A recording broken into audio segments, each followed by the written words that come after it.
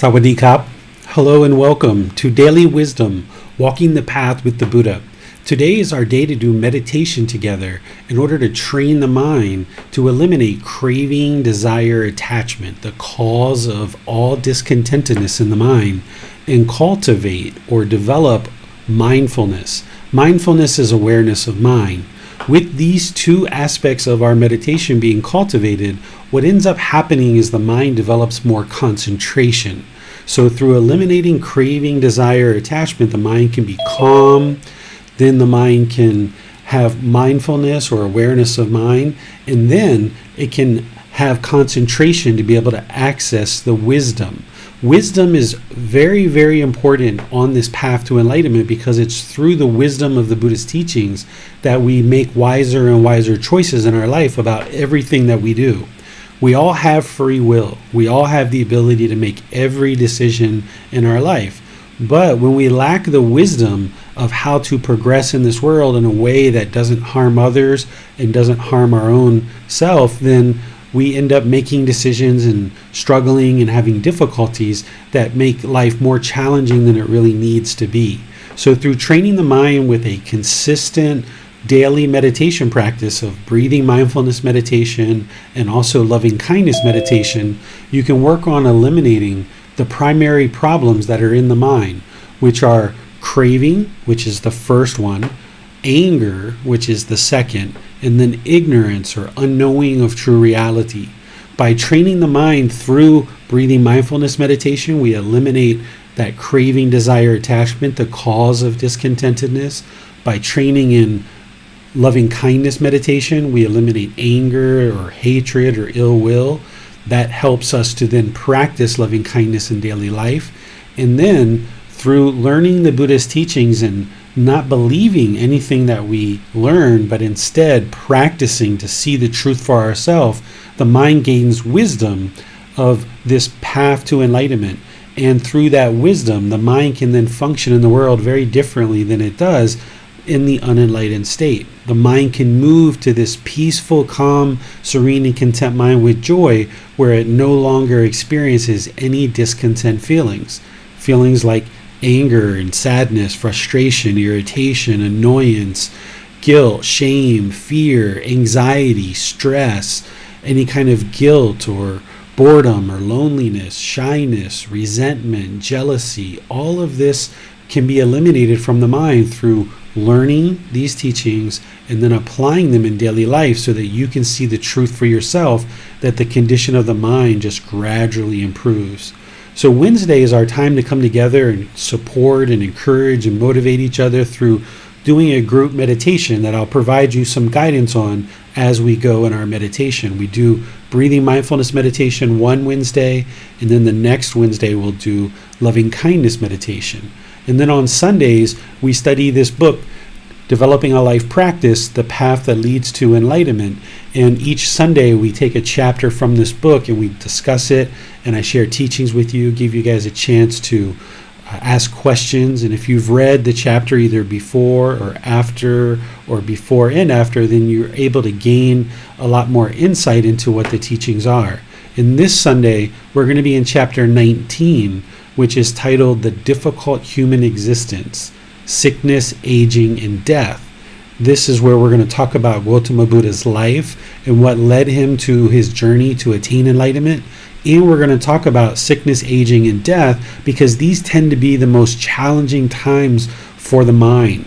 When it's experiencing sickness, your own sickness, or the sickness of people that are close to you, when you experience aging for yourself or other people around you, or when you experience the death of people around you, or even your own death, nearing your own death. These are three very challenging aspects of the human existence. So that's why I titled this The Difficult Human Existence, Sickness, Aging, and Death, where we'll talk about the Buddha's life, but we'll really move the conversation towards how we can deal with these three big events that happen in everybody's life. There's no way you can avoid it.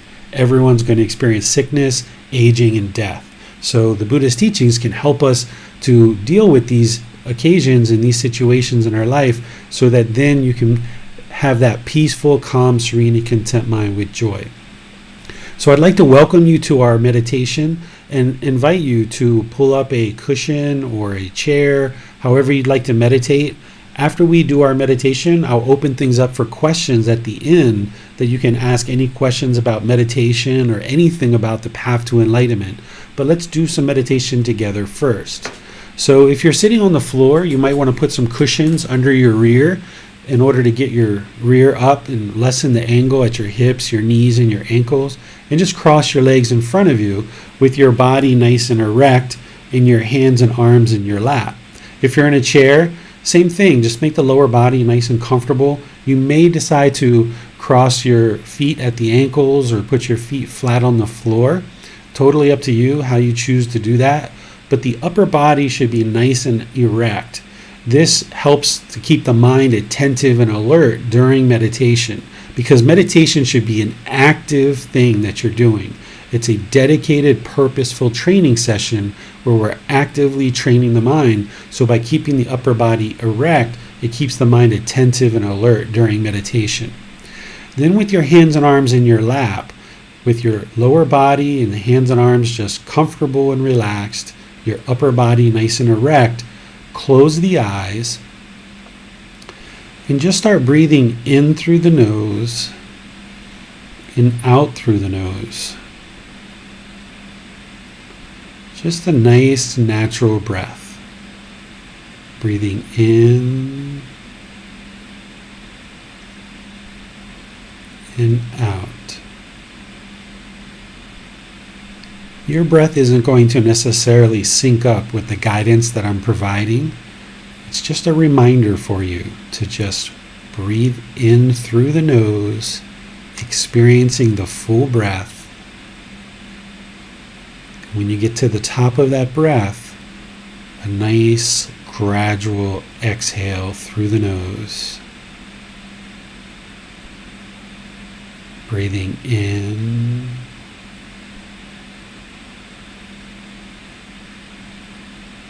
and out.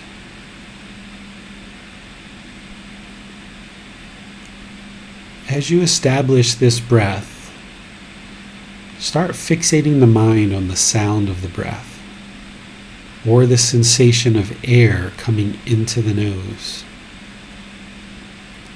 The breath is the present moment.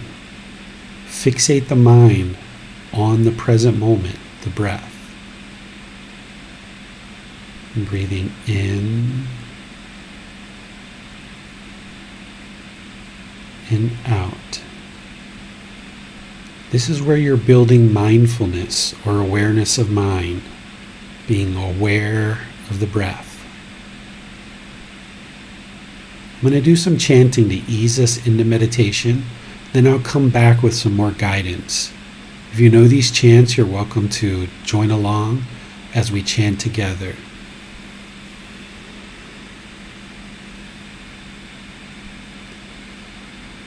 Arahang Samma Sambuddho Bhagava Otang Bhagavanang Abhivateyami Savakato Bhagavata Tammo Dhammang Namasami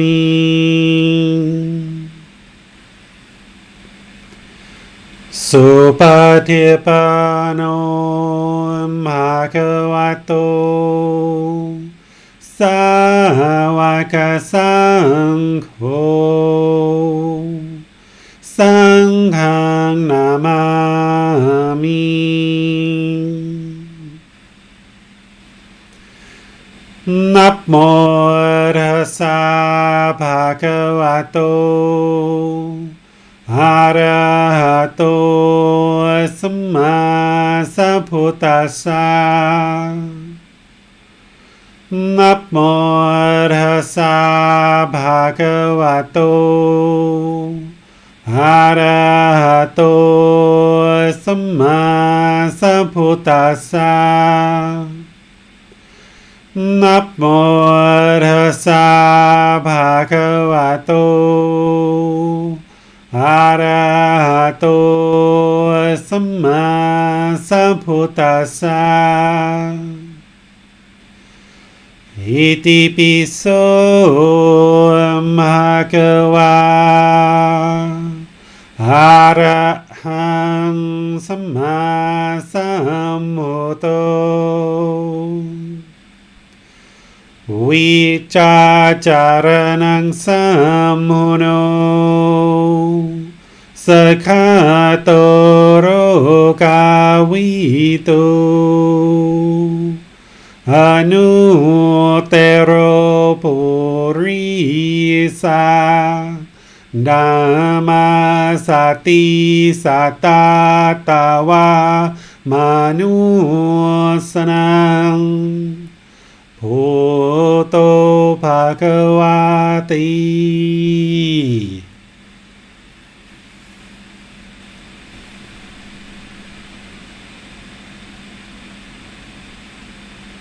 Okay, you should be breathing in through the nose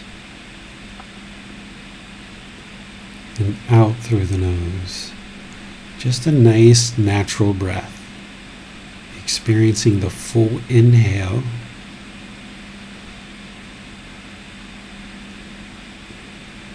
and the full exhale.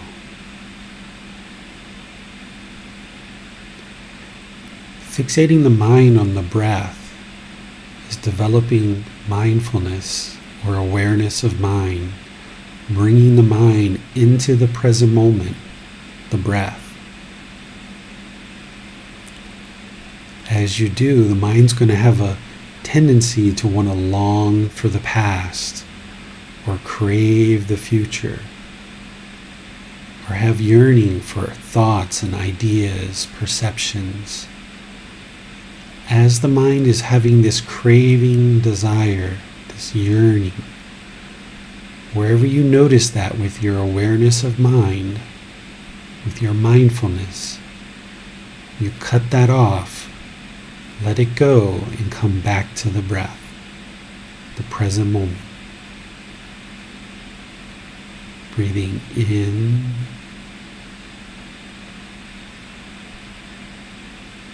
and out.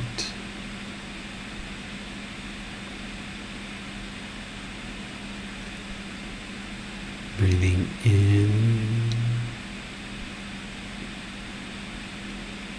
and out. You're not attempting to eliminate the thoughts in meditation. You're becoming aware of them sooner and sooner, that the mind is off the breath. And you're training the mind to let go of them easier and easier. This is how we cultivate mindfulness, awareness of mind, and eliminate craving, desire, attachment by cutting off the thought, let it go, and come back to the breath, the present moment. Breathing in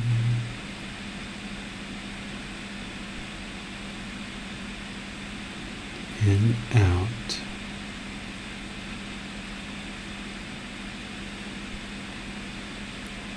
Breathing in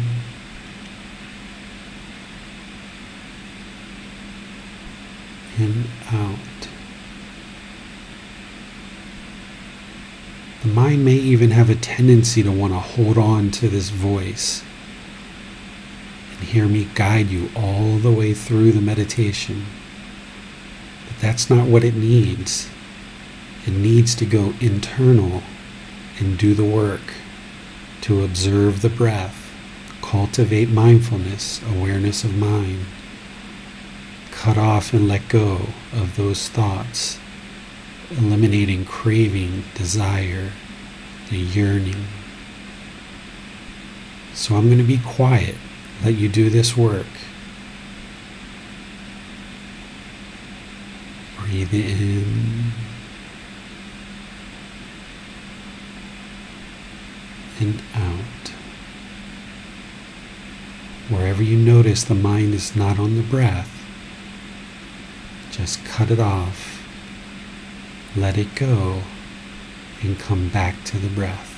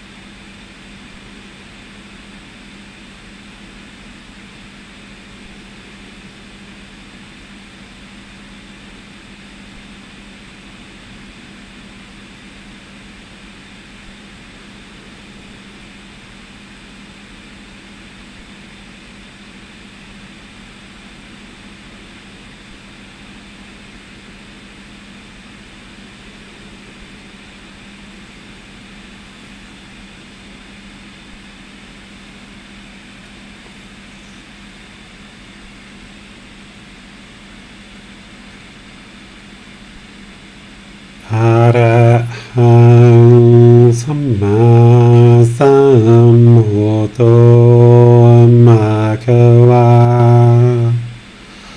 พุทธังภะคะวันตังอภิวาเทมิสวากขาโตภะคะวะตาธัมโมธัมมังนามาสามิสุปฏิปันโนภะคะวะโตสาวกสังโฆสังฆังนามามิ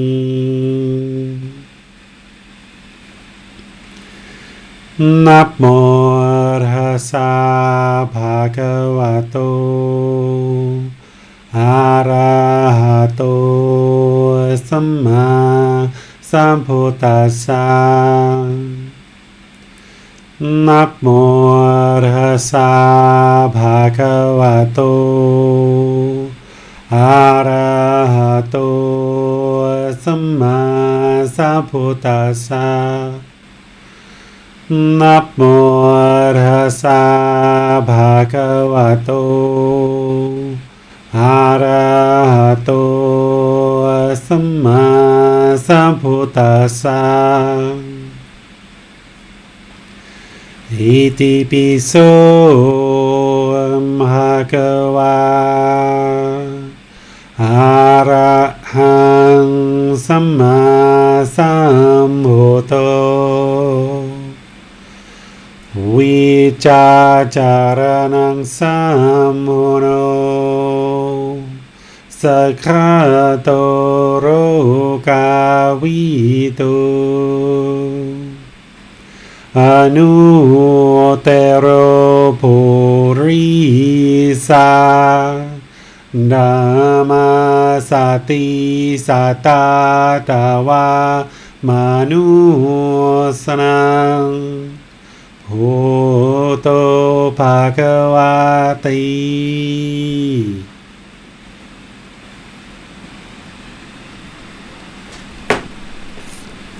Okay.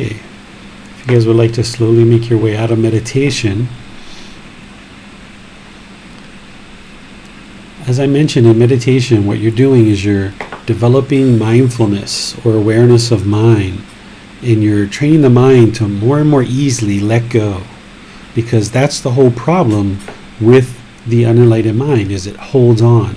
It wants to hold on to boyfriends, girlfriends, hold on to possessions, hold on to our jobs and our responsibilities, hold on to our identity, hold on to the ego, the conceit, hold on to sensual desire, hold on to ill will. The mind is just holding on and holding on. It's longing for the past. It's longing for the future. All these different thoughts are invading the mind.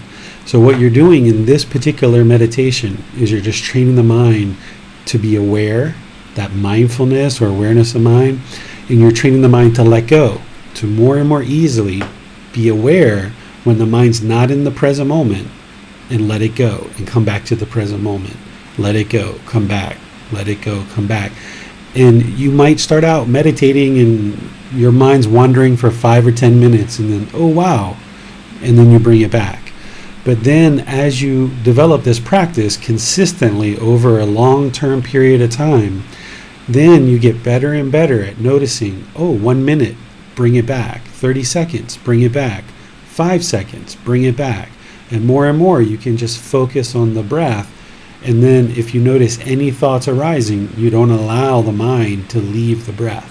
So this is what you can develop, and then this becomes useful in daily life, because in daily life when things happen and the mind has certain anger or frustration or guilt or shame or boredom or loneliness or whatever discontent feelings arise in the mind, you can be aware of that. You can have that awareness, and then with that awareness, and you see the discontentedness arise, you can cut it off and let it go. But you won't be able to do that if you haven't trained in meditation to be able to do that. And then more and more and more, what happens is as you get better and better at being aware of your mind at all times during the day and cutting off and letting go of any discontentedness, eventually you get to the point where discontentedness doesn't even arise anymore. The mind is just always peaceful, calm, serene, and content with joy, never experiencing discontentedness. So breathing mindfulness meditation is that consistent, ongoing training that you should be doing 2 or 3 times a day. And if you can build up to about 30 minutes or more per session, that would be ideal. But it usually takes time to build up to that. You can't just typically do that out of the gate, although some people can. And then next week on Wednesday, I will share loving kindness meditation with you, as I've done at other times in this program, so that you can incorporate that into your practice as well. Because while breathing mindfulness meditation and practicing generosity is knocking down craving, desire, attachment, doing loving kindness meditation and practicing loving kindness in daily life is knocking down the anger, the hatred, the ill will. And then through learning in the books and the podcasts and the videos and the online classes in the Facebook group is confused or having delusion. And you do that through not believing the teachings, but practicing them and seeing them work. And this is one of the beauties about Gotama Buddha's teachings, is that you can see your discontentedness slowly diminish more and more and more as you learn and as you practice. And then you know you're on the right path. You're learning the truth because you see the condition of the mind gradually improve. Things that once made you angry, they don't make you angry anymore. Your mind is not causing itself to be angry based on those same conditions. It's now transcended that. It's let go of those craving, desire, attachments, and now it's able to reside peaceful, calm, serene, and content with joy, because it's no longer having those same yearning, that same longing, that same strong eagerness of certain things. So be sure you're practicing this on an ongoing basis, as this is your foundation, and you'll be able to build up your practice either here in these classes and also on your own, because it's really an independent journey that you'll need to be practicing this on your own, just with the body, the mind, and the breath. If you're using music or any other devices as part of your meditation, try to slowly, gradually cut those out and gradually diminish those, where you're only meditating with the body, the mind, and the breath. This is really all you should need for meditation. So let me turn things over to you guys and see what questions you have about meditation or anything along this path to enlightenment. I'm pleased to help answer any questions that you have. All you need to do is put your question into the comment section of Facebook, YouTube, or Zoom. Our moderators will see that. Or if you're in Zoom, you can electronically raise your hand and our moderators will call on you for any questions or follow-up questions that you have. Hello, teacher. From a couple of days, I was reading about generosity. The Buddha was referring to it as one of the factors that lead him to eventually be a Buddha. I think generosity is any deeds that are focused on dedicating some time, some effort for the benefit of others. So, knowing that meditation, while meditation, one is eliminating any unwholesome karma. So, would you say that practicing meditation is a kind of generosity? These are different things. It's called the way of practice. There's kind of 3 main components to the Buddha's way of practice. There's generosity, moral conduct, and meditation. This is what we call the way of practice. Generosity is giving and sharing, helping people with your time, effort, energy, and resources. It can be charitable donations of your time, effort, energy, or resources, or it can be just helping your neighbors or sharing food or helping people in your community. Generosity is very important in your practice, because otherwise the mind becomes very selfish, very stingy, and the mind wants to hold on very tightly.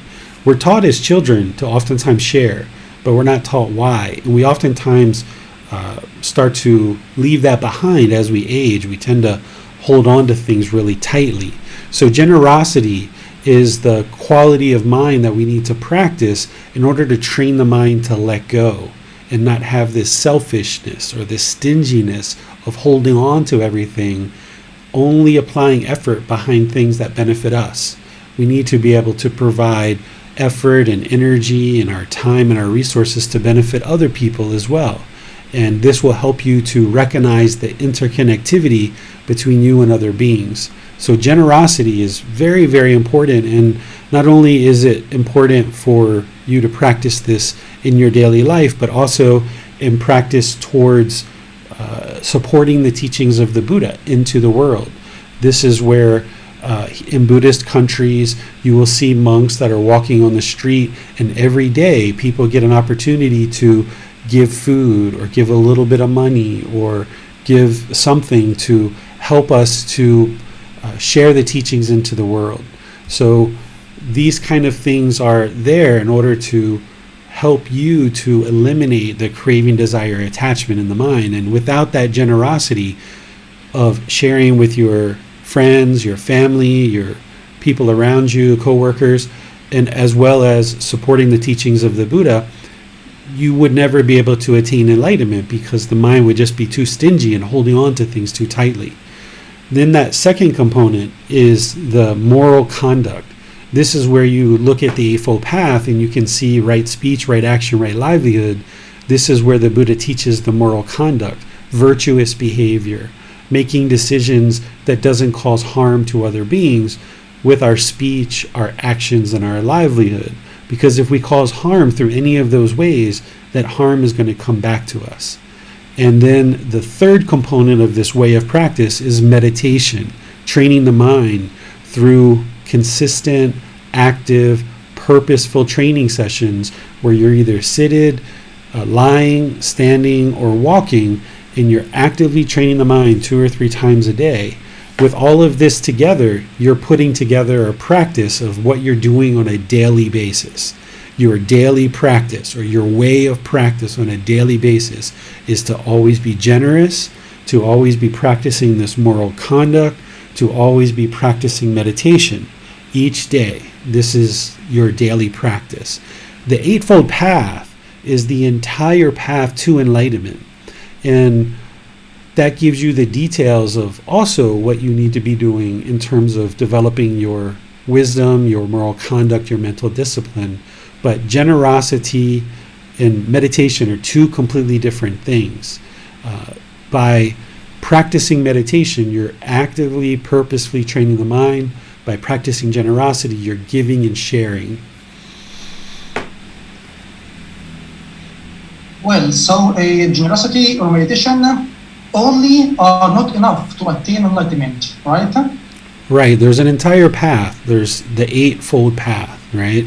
So generosity in this particular meditation, breathing mindfulness meditation, are working to eliminate the primary problem that's causing discontentedness, craving, desire, attachment. This is what's causing all the happiness, excitement, elation, thrill, euphoria, anger, sadness, frustration, irritation, annoyance, guilt, shame, fear, stress, anxiety, boredom, loneliness, shyness, resentment, jealousy, just any unsatisfactory condition of the mind.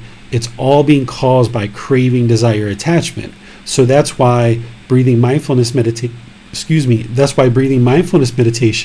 and generosity are so important, to eliminate that one aspect of the mind that's causing the discontentedness. But there's other aspects of the mind, or pollution or defilements or taints that are in the mind that need to be remedied with specific solutions. So that's why there's an entire path that teaches you how to understand these pollutions in the mind and how to remedy them through specific antidotes. Well, I noticed that oneness or singleness of the mind is one aspect of meditation. So do you agree that focusing on the breath helps one to eliminate let's say, the busy nature of the mind? Yes, singleness of mind is part of that eighth step of the Eightfold Path. It's right concentration. So the Eightfold Path is broken into three sections or categories, which is wisdom, moral conduct, and mental discipline. The mental discipline part is right effort, right mindfulness, and right concentration. This is what you're practicing primarily when you're meditating.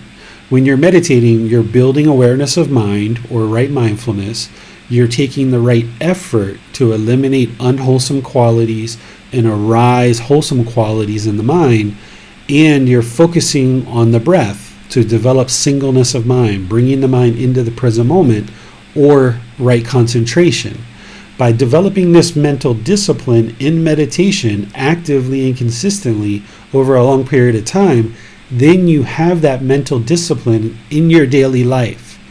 Just like other things, you can't just meditate in the morning and then the whole rest of your life or the whole rest of your day is going to go wonderful. You have to understand this entire path, that meditation is one component, but there's these other steps as well that you practice on an ongoing moment by moment basis throughout your day, like right intention and right speech, right action, so forth and so on. And it's through this benefits that you're cultivating in meditation that make it easier for you to practice the entire Eightfold Path in your daily life, moment to moment. Well, I can remember that maybe from 2 or 3 years ago, I watched some videos for people who are teaching meditation. They taught about focusing on emptiness of the mind. Do you agree with this? Focusing on what? Emptiness of the mind. Emptiness of the mind. I don't suggest that you do that, that instead you focus on the breath, the present moment. This is what the Buddha taught, is to focus on the breath, because the breath is the present moment. As you're able to do that more and more, and the mind is longing for something, either the past, the future, thoughts, ideas, perceptions, and you get better and better at cutting that off and letting it go, coming back to the breath, the mind eventually submits. It eventually, over time, submits, and it just stays in the present moment. I would never train a dog this way, but I use this analogy that, if a dog was pulling and pulling and pulling on the leash, and you just yanked it back and yanked it back and yanked it back and yanked it back, eventually, over time, the dog would learn to just stay by your side and don't move, that every time it longs for something, it gets yanked back. Well, your mind is the same way, that it's basically wanting to run to the past. It's longing and pulling to the past, or it's pulling to the future, or it's pulling towards these thoughts and ideas and perceptions. And what you're doing in meditation is you're cutting that off and letting it go and pulling it back to the breath. As you do, and you start clearing out the craving, desire, attachment in the mind becomes what we call empty, or it becomes uncluttered or unmuddled. When the mind is full of craving, anger, and ignorance, the mind is very muddled. The Buddha called it muddle-mindedness, that the mind is very confused, very muddled. It doesn't understand what it doesn't understand. The more you learn and practice and train the mind, you get this crispness and this clarity, this brightness or this radiance of the enlightened mind. And we might say that the mind is empty. It's not empty in terms of there's still a profound amount of wisdom. The more you progress on this path, there's a profound amount of wisdom, but there's not all this clutter and all this junk around. There's not all this dust around that's accumulating in the mind. Instead, you've cleared all that out through training the mind in meditation, but also outside of meditation. So then you experience this emptiness of mind. But that's not what you're focusing on during meditation, because the average person who is meditating doesn't have an enlightened mind. The mind is only going to be experiencing that emptiness as it gets closer and closer to enlightenment. So what you need to focus on is the present moment, which is the breath, and that's what's going to lead to the emptiness, is that you're letting go of the craving, desire, attachment. You're letting go of that anger, that hatred, that ill will. You're increasing your wisdom to eradicate the ignorance or confusion or delusion, the unknowing of true reality. And as you clear all this out from the mind, that's where you get to the emptiness, the clarity, but then you have this profound wisdom, and you have this moral conduct, and you have this mental discipline that you're able to conduct life with ease and smoothness. So the active part of meditation is letting go. Seems that all the past enlightenment is about letting go, right? Yeah, that's a big component to it, because the unenlightened mind is holding on so tightly. You're training the mind to let go. The Buddha called it relinquishment. You're training the mind to let go. You don't actually need to eliminate your possessions or your relationships or your job or all these things. This is one of the big myths in the Buddhist community, is they see that the Buddha left the royal palace and went on this journey and became homeless. And you might see monks in these temples that have done something similar, and people think that's what you have to do in order to attain enlightenment, but you actually don't. It's more conducive to enlightenment if you do that, because it's a more precise discipline that you're following as part of the ordained life. But you can attain enlightenment in the household life by training the mind to let go, or relinquishment. You're letting go of the craving, desire, attachment, the way the mind is longing and yearning and trying to hold on to things so tightly. And there may be some possessions in your life that you do decide to let go of, and there may be some relationships that you do decide to end as part of your path to enlightenment. But that's not what's required. You just need to train the mind to let go, so that you're not trying to control the people in your relationships. You're not trying to hold on to your possessions so tightly that when impermanence comes, you're not diminished and distraught because of your possessions being gone. Or if something happens to a relationship in your life, you're not distraught because this person no longer associates with you or has died or something else. So you're training the mind to let go and not hold on to all these things, recognizing the universal truth of impermanence, that these things are all impermanent. They're not permanent, they're all temporary. But see, the mind wants them to be permanent. The mind wants relationships, possessions, jobs, all of these things. The mind wants them to be permanent. So you're training the mind to recognize this universal truth of impermanence, in that these material things, these relationships, are not what brings the inner joy. These impermanent conditions can't create lasting inner fulfillment, because these impermanent conditions are constantly changing. So you have to be able to discover how to let go of all these impermanent conditions, but you can still maintain the relationships and the possessions, and then go internal and find that peace, that calm, that serenity, that contentedness, that joy, being unattached to any particular thing to create those feelings. This is the unconditioned mind, that the qualities of the mind, they don't arise, they don't change, and they don't fade away, because they're just always present, because they're not based on any impermanent conditions. Well, since that there is no questions for today on Zoom, but I want to ask about retreats.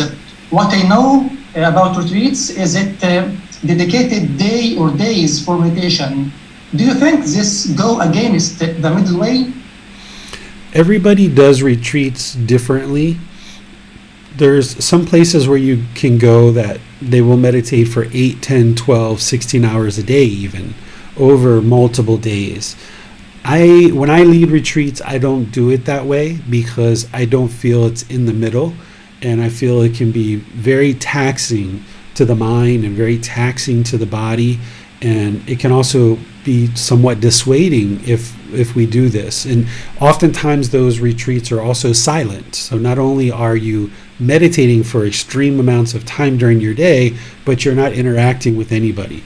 Now, those things may be beneficial for some people, because you can really see your cravings, that the mind wants to talk on social media, or it wants to call your partner or your children, or your mind wants to know what's going on at home or something like this. But the way that I prefer to do retreats is in the morning, we spend about 3 hours to learn the teachings of the Buddha, meditate, and basically not have phones or access to the outside, just for 3 hours in the morning. Then we have breakfast, we do our daily activities, we have lunch, do daily activities, and then in the evening there's another 3 hour period where we meditate for 30 minutes or so, and then we do a talk, learning the teachings, and question and answer. And during the retreat, the students can talk to each other, because one of the and you can talk to the local community and people in the local community as we go out into different events, because one of the primary things, or not primary, but one of the main things on the path to enlightenment is learning right speech and learning how to deal with the challenges that arise in our life. And if I led a retreat where there's like 10 days or 30 days where you just completely block out the outside world, I think of this as like a petri dish, that everything's perfect while you're in that little petri dish. And then as soon as you go outside in the outside world, you kind of get bombarded with all this stuff, and your mind doesn't know how to deal with it because you've been in this petri dish for 10 days or 30 days or 15 days or what have you. Instead, we kind of have this 3 hours in the morning, this 3 hours in the evening, and you can use your mobile devices all through the day and stuff like this, because I'm interested in somebody getting that text message from their partner or from their child and saying, or work, and saying, hey, we really need you, we miss you, why aren't you here? Because then you have access to your teacher right there in the retreat, and you can get help with how to deal with that and how to process that in a way that would be conducive using the Buddhist teachings.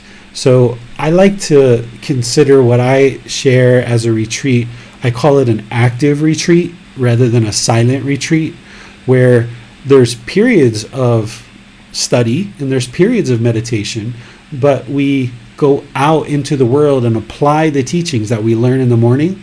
We go out to do activities outside, and we apply the teachings of right speech and right action and all the other teachings on the Eightfold Path, including right intention. And then we come back in the evening time and we talk about how the day went and what happened, and how they found applying the teachings from the morning in their day with their friends and fellow people in the retreat, and communicating on their electronic devices. And I feel like this is a more gradual way to bring the teachings into the mind and then apply them during the retreat for 10 days or 5 days or however long people spend time during the retreat, because then they can kind of gradually ease the teachings into their life. And then when they go back home, it's not such a big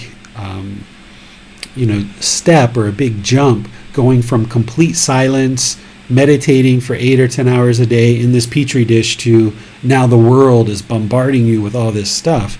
That to me is kind of like the two opposite sides, is complete silence, meditating, everyone you're around is completely peaceful, the world is completely wide open, and everybody wants things from you, expects things from you. These are two opposite sides of the spectrum. And kind of what I do at the retreats is bring it to the middle, where there's periods of time where there's silence and there's no electronic devices, and we're learning and meditating and things like that.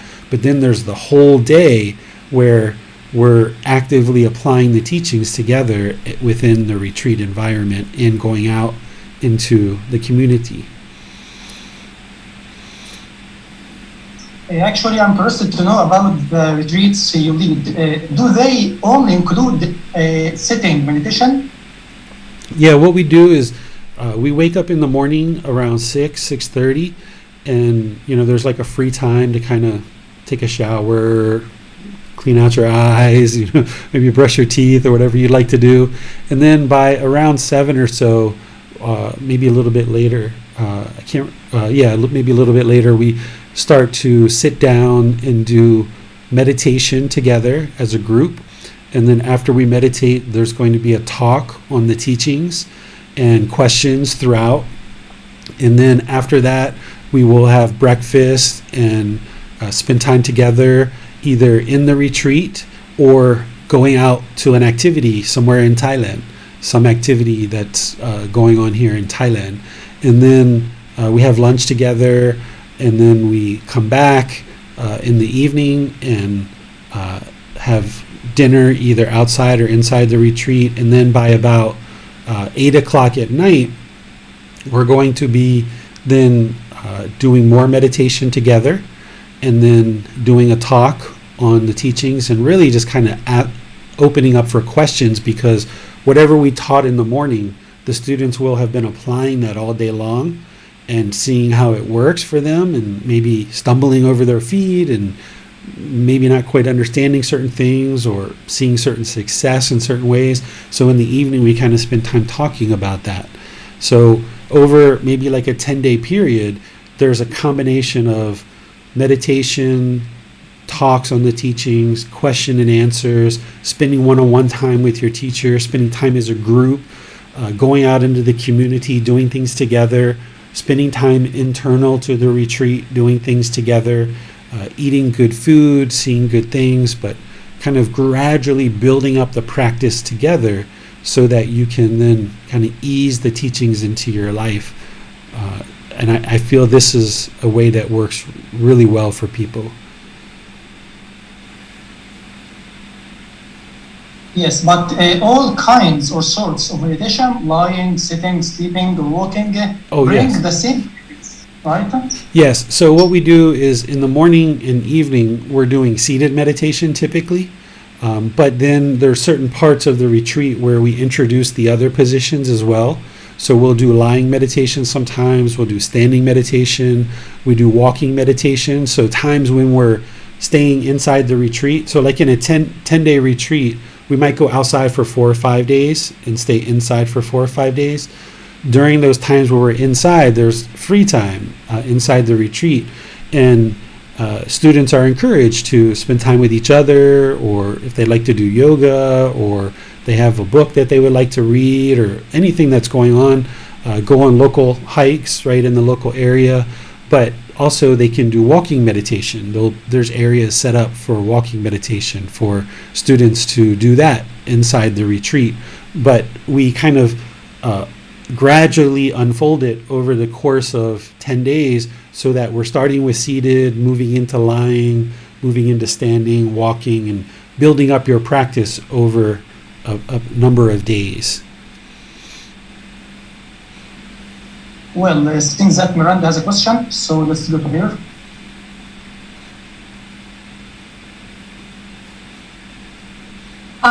When Bassam brought up lying meditation, it made a thought, occur. If someone is experiencing, feeling like something is like lifting up, becoming unbalanced during meditation, would lying meditation be beneficial to kind of counteract that feeling? It could. You can try it and see. If you're feeling like the body is moving or having any kind of sensations, or sometimes people feel their head kind of expanding during meditation and get these different sensations, as you experience this, the mind needs to understand that it's all impermanent and remain unaffected by it. So if you're seated meditation and you feel like your body is rising, then the mind's got to, as long as the body is comfortable but not luxurious, it's not in pain, then if you can just stay in the seated position and just be unaffected by that feeling, then that would be ideal. Just stay focused on the breath. But if there's pain, like if the hip or the knee or anything like that, then yeah, moving to like a lying position, you can change during your meditation session. You don't have to just stay in the same position all the time throughout your entire meditation. You'll experience these different sensations during meditation. You might feel, like I mentioned, the head expanding or contracting. You might hear things in the brain kind of moving around. Because there's research that shows that as you're training the mind, there's this connection to the brain, and the structures of the brain are actually changing, not just during meditation, but as you're practicing all these teachings, the structures of the brain are changing, and once they change, the researchers say that it doesn't go back to the way it was before, which is what we know about enlightenment as well. So you might feel sometimes the brain moving around, or even hearing it kind of changing while you're sleeping or during your day or during meditation, and you just got to remain unaffected. You got to understand that it's impermanent, and that this is just a normal part of transforming the mind to enlightenment, that the brain is going to be changing. You're going to have these different sensations in the body. It's just all part of the path. Okay, so then really, if it's just like a mental sensation or a bodily sensation, it's more beneficial to remain in the seated position and just train the mind to not be affected by that sensation? Yes, as long as there's no pain or anything like that, just remain where you are, like a post, like a pillar, and become unaffected by it. Because not only do you experience these things that we're talking about, but as the mind starts moving into the jhanas, you might feel this bliss, this joy, this radiance, and it's like almost like tingling all over the body. And as soon as you're like, oh my goodness, what was that? Oh, that felt so good. The cravings kicking in, and the mind's going to regress. It's going to back out of the jhanas. So when you feel those pleasant feelings, because moving into the jhanas are quite pleasant. When you feel that pleasantness coming in, you need to remain unaffected. And this is where I talk about, if you were naked standing in the middle of your street and the sun was shining on you, you have to remain unaffected by the sunshine. Or if it starts raining and you're naked in the middle of your street, you need to remain unaffected. So when you're meditating, if you feel any of those sensations as the mind is awakening, you just remain unaffected. And don't think that just because you experienced it in this session, it's going to happen next session, because that's the other trap that the mind can fall into, is not only does it enjoy that so much the first time, but then it expects it the next time, and it's craving it, it's longing for it, and then it doesn't come. Because the craving is there. As long as there's craving that springs up in the mind, arises in the mind, it's going to have the mind regress. So as you're starting to feel these different sensations, you just remain unaffected by it and stay steadfast on the breath. Okay, I understand. Thank you, sir. Yeah, you're welcome. I think the topic of retreats, especially in a country like Thailand, would be interesting. So maybe after COVID, some of us will decide to do so. Yeah, I had lots of retreats planned, or not a lot, but I had like 4 or 5 planned for 2020 before COVID hit. And I'm kind of looking to see when the window of Thailand kind of opens up and tourists are more readily coming into Thailand before I set up a schedule for the future. Right now, they've opened up to tourists starting July 1st, and people can come in and they can fly into Phuket, which is an island in the south, and they're allowing, it's called a sandbox, where you can stay on the island of Phuket for 14 days, and they do like 2 or 3 COVID tests at your hotel over the course of those 14 days, and if everything's clear, then they allow you to travel on into other parts of Thailand. And I think that for people who are vaccinated, it's cut down to maybe 7 days, I would like to say. And then you can travel on to other parts of Thailand. So I'm up here in the north in Chiang Mai. So if somebody was going to come for a retreat at this point, I don't have any scheduled retreats, but if somebody was just, they had 2 months or 3 months or however long they would like to come, even a month, and they would like to go to Phuket and then come up here to the north, they can, I can spend time with them even though I don't have any retreats going on. But what I would like to do is get to the point where Thailand is more fully vaccinated, and they're kind of letting people just come right in without the quarantine. And then that way I can start holding retreats, because some people only get 2 weeks of holiday. So to quarantine for 2 weeks, that would be, kind of pretty much their entire, not quarantine, but going into the sandbox at Phuket, that would be kind of like their whole holiday for some people. But there's some people in the world that don't have those constraints. So if people are interested in coming to Thailand for any amount of time and they would like to come up here to the north, they can let me know, and then I will we can set up some times to connect, and I can help you and help you progress on this path. Sounds good. Okay, so since that these are all the questions that we have for today, so thanks to the teacher for your time and effort. Okay, well, I'll just end by saying thank you all again for joining and being committed to learning and practicing Gotama Buddha's teachings. As you heard me share on Sunday, we're going to be discussing chapter 19 in the book, and then next Wednesday will be loving kindness meditation. So you're welcome to join for those. If you don't have this book, you can go to buddhadailywisdom.com. In the upper right corner, there's a link for free books. From there, you can download the book for free, or you can order it if you would like a printed copy. There's printed copies that you can order from Amazon as well. So as you progress in this program, you can learn the teaching step by step. And we're going to be starting the whole program over in about another 4 to 6 weeks. So you can kind of come in here on the tail end and kind of just warm up to the way that we do things. And then in about another 4 to 6 weeks, we're going to be starting over from the very beginning of the book and progressing forward. And that will help you to build up your life practice and be able to see the truth for yourself as you train the mind. The condition of the mind and the condition of your life just gets better and better. So I'll see you in a future class either on Sunday or Wednesday. Until then, have a very lovely rest of your day. Sawadee krap.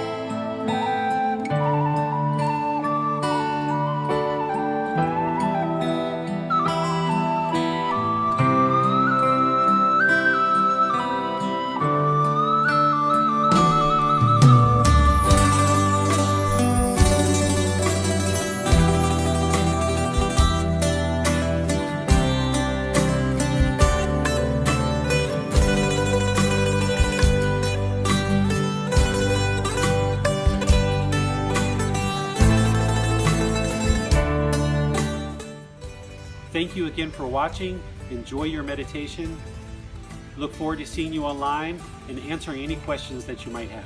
Thank you so much.